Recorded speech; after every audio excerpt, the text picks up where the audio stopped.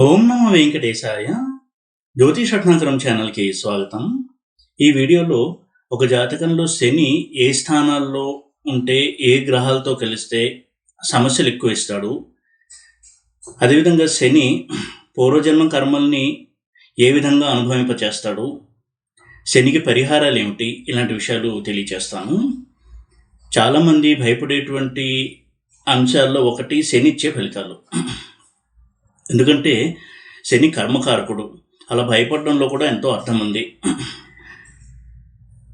శని కేవలం కష్టాలను మాత్రమే కాదు, చాలా అద్భుతమైనటువంటి యోగాల్ని కూడా ఇస్తాడు. అది కూడా చాలామందికి అనుభవమే. అయితే పాజిటివ్ రిజల్ట్స్ గురించి మాట్లాడే కంటే కూడా ఒకసారి శని ఇచ్చేటువంటి నెగిటివ్ రిజల్ట్స్ ఎలా ఉంటాయి, ఎటువంటి స్థానాల్లో ఏ గ్రహాలతో కొంత ప్రతికూలతలు ఇస్తాడు అని తెలుసుకుంటే దానికి తగినటువంటి జాగ్రత్తలు తీసుకోవడము, మెంటల్గా ప్రిపేర్ అవ్వడం అనేది చాలా పెద్ద రెమెడీగా పనిచేస్తుంది. శని ఏ స్థానంలో ఉన్నా కానీ తనదైనటువంటి ముద్రను వేస్తాడు ఆ స్థానానికి సంబంధించినటువంటి ఫలితాల విషయంలో. అది మంచిగా కావచ్చు, చెడుగా కావచ్చు. అయితే కొన్ని స్థానాల్లో శని కొంత ఇబ్బందికరమైనటువంటి పరిస్థితుల్ని ఎలా వాటిని హ్యాండిల్ చేయాలి, దాన్ని తప్పించుకుని ఎలా బయటపడాలి అని అర్థం కాని పరిస్థితుల్లో మనని ఉంచుతాడు. అలాంటి స్థానాలు ఏంటి అని చూసినట్టయితే 2nd house, 4th house, 8th house, 10th house, 12th house. వీటిలో శని యొక్క ప్లేస్మెంట్ అనేది కొంత ప్రత్యేకమైన ప్లేస్మెంట్గా చూడాలి నెగిటివ్ రిజల్ట్స్ రీత్యా.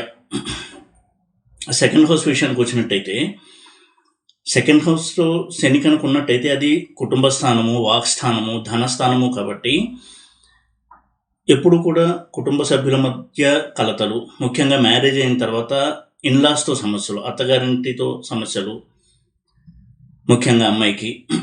అలాగే ఫ్యామిలీ బర్డన్స్ ఎక్కువగా ఉండడము, త్వరగా ఫ్యామిలీలో సేవింగ్స్ అనేది చాలా ప్రాబ్లమేటిక్గా ఉండడము, ఎంత సంపాదిస్తున్నా కానీ డబ్బు నిలవకపోవడము, ఇలాంటివన్నీ ఉండేటువంటి పరిస్థితి ఉంటుంది 2nd హౌస్లో శని కనుకున్నట్టయితే. అలాగే స్పీచ్ ప్రాబ్లమ్స్ అంటాం, అంటే మాటల ద్వారా సమస్యలను కొని తెచ్చుకోవడము, కొంతమందిలో మాట్లాడడంలో కొంత ప్రాబ్లం ఉండడం చిన్నపిల్లలకి, ఇలాంటివి కూడా శని 2nd హౌస్లో ఉండి ఇస్తాడు. కొన్ని నెగిటివ్ కాంబినేషన్స్లో కనుక ఉన్నట్టయితే, కేవలం 2nd హౌస్లో శని ఉన్నంత మాత్రాన్ని ఈ రిజల్ట్స్ ఇస్తాడని చెప్పకూడదు. కొన్ని ప్రత్యేకమైన కాంబినేషన్స్లో ఉన్నట్టయితే శని తప్పకుండా 2nd హౌస్లో ఇలాంటి ప్రాబ్లమ్స్ ఇస్తాడు. 2nd హౌస్ శని అనేది ముఖ్యంగా వైవాహిక జీవితంలో అమ్మాయికి ప్రత్యేకంగా వివాహమైన తర్వాత అత్తగారింట్లో ప్రాబ్లమ్స్ రావడానికి ఎక్కువగా దోహదం చేసేటువంటి ప్లేస్మెంట్ 2nd హౌస్ సాటర్న్ శని. ఏ స్థానంలో శని ఉన్నా వక్రించి కనుక ఉన్నట్టయితే దాని తీవ్రత ఎక్కువగా ఉంటుంది. 2nd హౌస్ కూడా అంతే. అలాగే 4th హౌస్ని కనుక చూసినట్టయితే చిన్నప్పటి నుంచి కూడా వయసుకు మించిన బాధ్యతల్ని మోయాల్సి రావడము, ఇంట్లో తానే ఒక అర్నింగ్ మెంబర్గా ఉండడము, చిన్నప్పటి నుంచి కూడా ఏదన్నా పని చేస్తూ సంపాదించాల్సి రావడము, ఆ ప్రాసెస్లో వారికి కొంత ఎడ్యుకేషన్కి బ్రేక్స్ ఏర్పడము, వాళ్ళు అనుకున్నంత ఎడ్యుకేషన్ సాధించలేకపోవడము, ఇలాగ కొంత డిప్రెసివ్ ఈవెంట్స్ అనేవి జరుగుతాయి. అంటే నేను అనుకున్నంత చదవలేకపోయాను, సాధించలేకపోయాను అనేటువంటి ఒక భావన, ఆ నిరుత్సాహం వారికి జీవితాంతం కూడా ఉంటుంది. ఇంకొన్ని సందర్భాల్లో 4th హౌస్లో శని కనుకున్నట్టయితే తల్లితో విభేదాలు, లేదా తల్లిదండ్రులకు దూరంగా ఉండి పెరగడము, హాస్టల్లో నాన్నమ్మ గారింట్లో, అమ్మమ్మ గారింట్లో పెరగడం, ఇటువంటి పరిస్థితులు అనేవి ఎక్కువగా ఉంటాయి. 4th హౌస్ సాటర్న్ అనేది చిన్నప్పుడు చాలా కష్టాలతో కూడుకున్నటువంటి, నిరాశ నిస్పృహలతో కూడుకున్నటువంటి జీవితాన్ని ఇస్తుంది. ముఖ్యంగా వక్రించిన శని కనుక 4th హౌస్లో ఉన్నాడు అంటే, అటువంటి శని మహాదశ వచ్చినప్పుడు చిన్నప్పుడే కనుక వచ్చినట్టయితే తప్పకుండా వారి లైఫ్లో ఎన్నో సంఘటనలు చోటు చేసుకుని, ఆ సంఘటన ద్వారా వారు పెద్ద అయ్యే కొద్దీ ఆ అనుభవంతో తమను తాను తీర్చిదిద్దుకుంటూ ఒక మెచ్యూర్డ్ పర్సన్గా తయారవుతారు. ఆ విధంగా శని అందుకే టాస్క్ మాస్టర్ అంటారు. మనకి కష్టాలను ఇచ్చి పాఠాలు నేర్పించేటువంటి గ్రహం కాబట్టి 4th హౌస్లో ఉన్న శని అటువంటి కష్టాలను ఇచ్చి ఎన్నో గుణపాఠాలు నేర్పించి ఒక మధ్య వయసు వచ్చిన తర్వాత జాతకుడిని చాలా ఉన్నతమైనటువంటి వ్యక్తిగా, బాధ్యతలను తెలిసిన వ్యక్తిగా, కష్టాలు తెలిసిన వ్యక్తిగా తీర్చిదిద్దుతాడు. అలాగే 8th హౌస్లో కనుక చూసినట్టయితే చిన్నప్పటి నుంచి కూడా అనారోగ్యం ఎక్కువగా ఉండడము, సడన్ యాక్సిడెంట్స్, దాని గురించి ఎక్కువగా ఖర్చు అవుతూ ఉండడము, ఆస్తి తగాదాలు, తనకు రావాల్సినటువంటి ఆస్తి కూడా తనకి రావడంలో ఎన్నో ఇబ్బందులను ఎదుర్కోవడము, తరచూ యాక్సిడెంట్స్ గురవుతూ ఉండడము, ఇలాంటి రిజల్ట్స్ ఇచ్చే హౌస్ 8th హౌస్. అయితే ఆయుర్దాయానికి మంచిది శని యొక్క 8th హౌస్ ప్లేస్మెంట్, దీర్ఘాయుర్దాయం అనేది ఉంటుంది. ఇంకొకటి 10th హౌస్, కెరియర్ స్థానంలో శని కనుక ఉన్నట్టయితే కెరియర్లో ఎప్పుడు కూడా అప్స్ అండ్ డౌన్స్, అది జాబ్ కావచ్చు, బిజినెస్ కావచ్చు, అందులో ప్రతికూల పరిస్థితులను దాటుకుని ముందుకు వెళ్లాల్సినటువంటి పరిస్థితిని వారు అడుగడుగున ఎదుర్కొంటూ ఉంటారు. అందుకే వాళ్ళు చాలా టఫ్ టాస్క్ మాస్టర్స్గా ఉంటారు. ఎటువంటి క్లిష్ట సమస్య వచ్చినా ఎదుర్కొని ముందుకెలిగే నేర్పు, ఆ ఓర్పు కూడా వారికి ఉంటుంది. వారు ఇచ్చిన సలహాలు కనుక పాటించినట్టయితే అది చాలా బాగా పనిచేస్తాయి ఇతరులకి. తమ యొక్క వ్యక్తిత్వం ద్వారా, స్వయం కృషి ద్వారా, పట్టుదల, స్వయం కృషి, వీటితో సమాజంలో ఉన్నత స్థానానికి చేరుకుంటారు. కానీ ఆ స్థానానికి చేరుకోవడానికి ఈ కష్టాలు, అవమానాలు, ఎన్నో క్లిష్ట పరిస్థితులను ఎదుర్కోవడము, ఇలాంటి పరిస్థితులను దాటుకుని వారు ముందుకి వెళ్లాల్సి ఉంటుంది. ఇంకొక స్థానం 12th హౌస్. 12th హౌస్లో శని ఉండడం అనేది నెగిటివ్ సైడ్ చూసినట్టయితే అనారోగ్య సమస్యలు, హాస్పిటల్ ఖర్చులు, అలాగే ఎప్పుడు కూడా ఏదో ఒక విషయం గురించి ఆలోచిస్తూ బాధపడుతూ ఉండడము, ఓవర్ థింకింగ్ చేస్తూ ఉండడము, ఇటువంటి నేచర్ వల్ల వారికి తెలివితేటలు, యోగ్యతలు అన్నీ ఉన్నా కానీ దాన్ని సరిగ్గా వినియోగించుకోక వృత్తిలో కావచ్చు, సమాజంలో, వ్యక్తిగత విషయాల్లో కొంత వెనకబడి ఉంటారు. ఈ విధంగా ఇవి కొంతవరకు ఇబ్బందికరమైనటువంటి ప్లేస్మెంట్ శనికి. ఉపచయ స్థానాల్లో శని మంచి రిజల్ట్స్ ఇస్తాడు, అంటే 3, 6, 10, 11. అయితే 10 కేంద్రం కూడా అవుతుంది కాబట్టి మిక్స్డ్ రిజల్ట్స్నే మనం చూడాలి. 3, 6, 11 ఎక్కువగా పాజిటివ్ రిజల్ట్స్ ఉండే స్థానాలు శనికి. ఇక శని వక్రించినట్లయితే దాని అర్థాన్ని, ప్రధానమైన అర్థం ఏం తీసుకోవాలి అంటే పూర్వజన్మలో చేసినటువంటి కర్మల్ని ఇప్పుడు అనుభవింపచేస్తూ జాతకుడికి గుణపాఠాలని నేర్పిస్తున్నాడు శని అనేది ప్రధాన అర్థంగా తీసుకోవాలి. ఏ స్థానంలో ఉన్న శని ఇటువంటి అర్థాన్ని మనం చూడాల్సి ఉంటుంది. శని కనుక రెట్రోగ్రేడ్ అంటే వక్రించి ఒక స్థానంలో ఉన్నాడంటే దానికి సంబంధించినటువంటి కర్మల్లో ఏదో లోపం జరిగింది పాస్ట్ లైఫ్లో, అప్పుడు మనం పశ్చాత్తాపడి కొంత కరెక్టివ్ యాక్షన్ తీసుకున్నాము. అందుకే ఈ జన్మలో వక్రించిన శని దశ వచ్చి కొంత కష్టాలు అనుభవించిన తర్వాత దాని నుంచి విముక్తిని కలిగిస్తాడు. కొంత గుణపాఠాన్ని నేర్పించి ఆ తప్పుని చేయకుండా ఉండేటువంటి ఒక మెచ్యూరిటీ, ఒక వివేకము కూడా ఇస్తాడు శని. ఏ స్థానంలో శని ఉన్నా ఈ అర్థాన్ని మనం తీసుకోవాలి. ఇక శని కొన్ని గ్రహాలతో ప్రత్యేకంగా చాలా ప్రాబ్లమెటిక్ రిజల్ట్స్ని ఇస్తాడు. కుజుడితో, రవితో, రాహుతో, కేతువుతో, చంద్రుడితో శని ఇబ్బందికరమైనటువంటి ఫలితాలని ఇస్తాడు. శని కుజుల కలయిక ముఖ్యంగా చాలా ప్రాబ్లమెటిక్ కాంబినేషన్గా చూడాల్సి ఉంటుంది. శని కుజులు కలిసి ఉన్నారు అంటే అక్కడ ఘర్షణ ఉంటుంది. ఇది ప్రధానంగా మనం గమనించవచ్చు. ఎందుకంటే శని చాలా cold planet, Mars aggressive and hot planet. శనికి నిదానం ఎక్కువ, కుజుడికి దూకుడు, తొందరపాటు, అనుకున్న పని వెంటనే అయిపోవాలి. ఈ నేచర్, ఈ ఇద్దరి కలయిక అనేది ఎప్పుడు కూడా ఒక ఫ్రిక్షన్ని తీసుకొస్తుంది. ఏ స్థానంలో ఉన్నా కానీ ఈ ఫ్రిక్షన్ గమనించవచ్చు మనం. అందుకే శని కుజుల కలయిక ఎంత యోగం ఇచ్చినా, వారి జీవితంలో ఎంత ఉన్నత స్థానాన్ని చేరుకున్నా ఎన్నో సమస్యల్ని, ఘర్షణల్ని దాటుకుని, శత్రువుల్ని దాటుకుని వారి మీద విజయం సాధించి ముందుకు వెళ్లాల్సిన పరిస్థితులను అడుగడుగున ఎదుర్కొంటూ ఉంటారు. రెస్ట్లెస్గా ఉంటారు. ఎప్పుడు కూడా ప్రశాంతంగా ఉందాము, మన ఉద్యోగం, వ్యాపారం చేసుకుంటూ ముందుకెళ్దాము అనేటువంటి పరిస్థితుల్లో ఉంటారు. ఇక మానసికపరమైనటువంటి ఫలితాలు ఇచ్చే స్థానాల్లో ఉంటాయి. అంటే లగ్నంలో కానీ చంద్రుడితో కలిసి శని కుజులు ఉన్న మనసు ఎప్పుడు కూడా డిస్టర్బ్డ్గా ఉంటుంది, యాజిటేటెడ్గా ఉంటుంది, చంచలంగా ఉంటుంది. చిన్న విషయానికి ఎక్కువగా ఆవేశపడము, ఉద్రేకపడము, డిప్రెస్ అయిపోవడము, మూడ్ స్వింగ్స్ అనేవి ఎక్కువగా ఉంటాయి. అలాగే ఇంకొక గ్రహము రవిశనుల కలయిక. దీనికి పితృదోషం అని కూడా పేరు చెప్పారు. ఎందుకంటే శని సబ్మిసివ్ ప్లానెట్, అంటే ఎప్పుడూ కూడా ఒదిగి ఉండడము, తను డౌన్ టు ఎర్త్ ఉండడము, అణిగిమణి ఉండడం అంటాను చూడండి. ఈ విధమైనటువంటి నేచర్ని ఇష్టపడేటువంటి గ్రహం శని.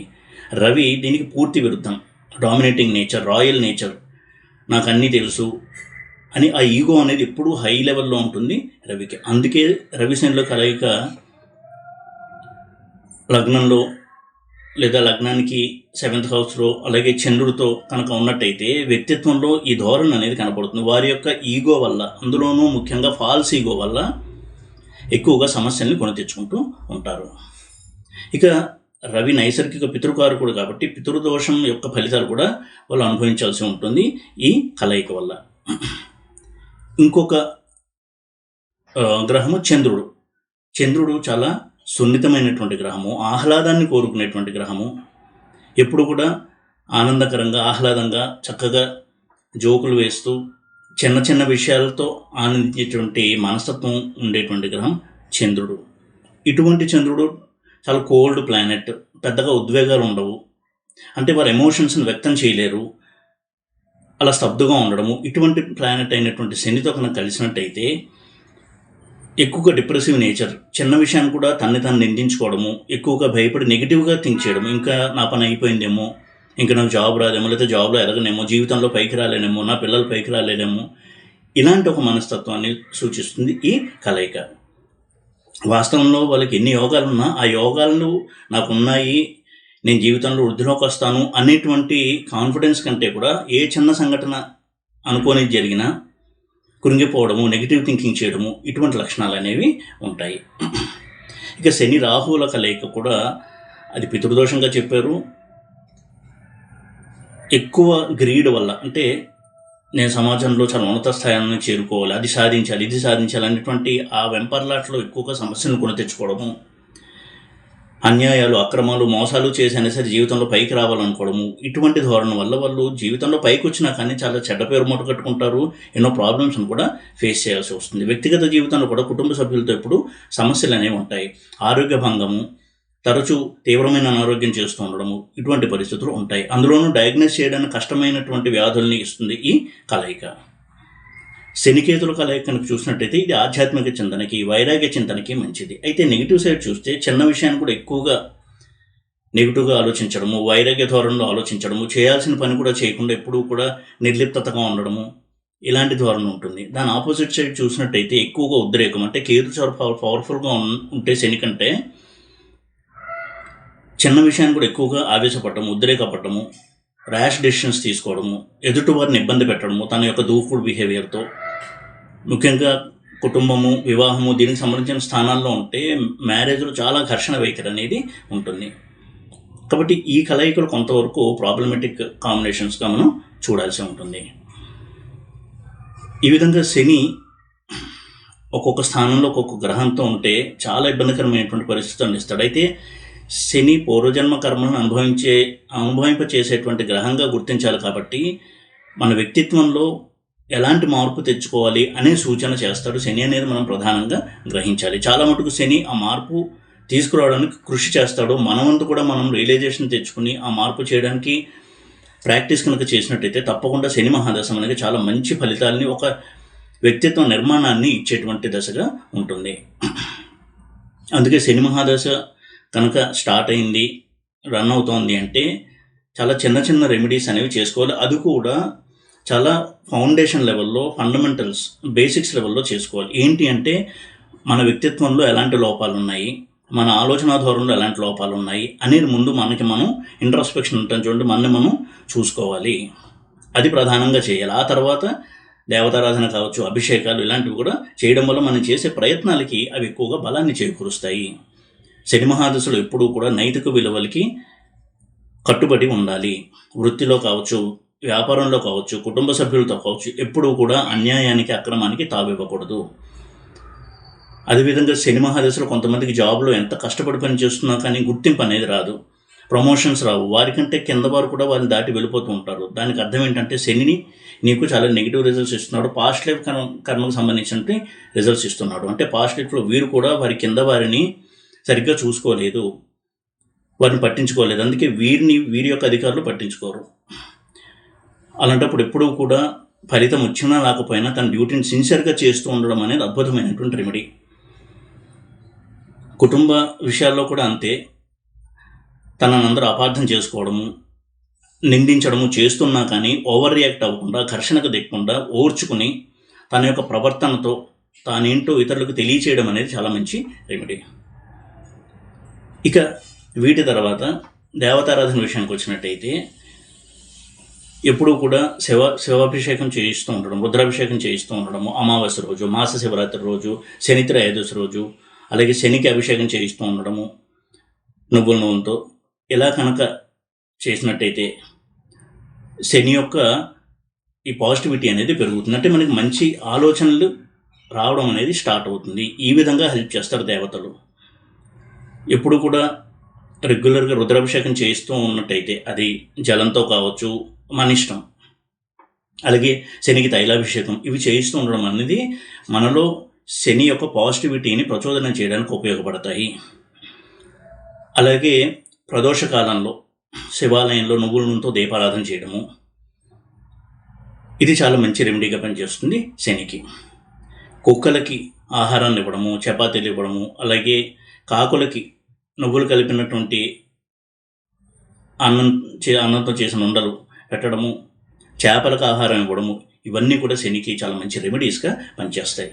అయితే నేను ఎప్పుడూ చెప్పేటట్టుగా వీటన్నిటికంటే ముందు మనను మనం చూసుకుని అద్దంలో చూసుకున్నట్టుగా మన లోపాలేంటి అని సిన్సియర్గా హానెస్ట్గా గుర్తించి వాటిని సరిదిద్దుకునే ప్రయత్నం చేయడం అనేది ప్రధానము. ఆ తర్వాత ఇవన్నీ కూడా చేసినట్టయితే మనకి సంపూర్ణమైనటువంటి ఫలితం వస్తుంది. అలాగే ఆంజనేయ స్వామి వారి ఆరాధన, శ్రీ వెంకటేశ్వర స్వామి వారి ఆరాధన ఈ రెండూ కూడా చాలా బాగా పనిచేస్తాయి శనికి రెమెడీస్గా.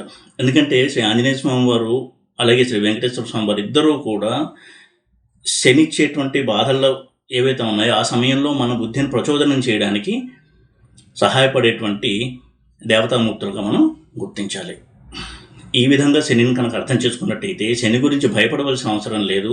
శని మహాదశ వచ్చిన గోచారంలో శని ఏలినటి శనిలో ఉన్నా, అర్ధాష్టమ శనిలో ఉన్నా, అష్టమ శనిలో ఉన్నా అది మనం కరెక్ట్ చేసుకోవడానికి, బాగు చేసుకోవడానికి ఒక ట్రైనింగ్ పీరియడ్గా చూసినట్టయితే తప్పకుండా శని ఎంత అద్భుతమైనటువంటి ప్రయోజనాలు మనకు కలిగిస్తున్నాడో అనే విషయం మనకి అర్థమవుతుంది. ఈ వీడియో కనుక మీకు నచ్చినట్టయితే లైక్ చేసి, షేర్ చేసి, సబ్స్క్రైబ్ చేయండి. ఓం నమో వెంకటేశాయ.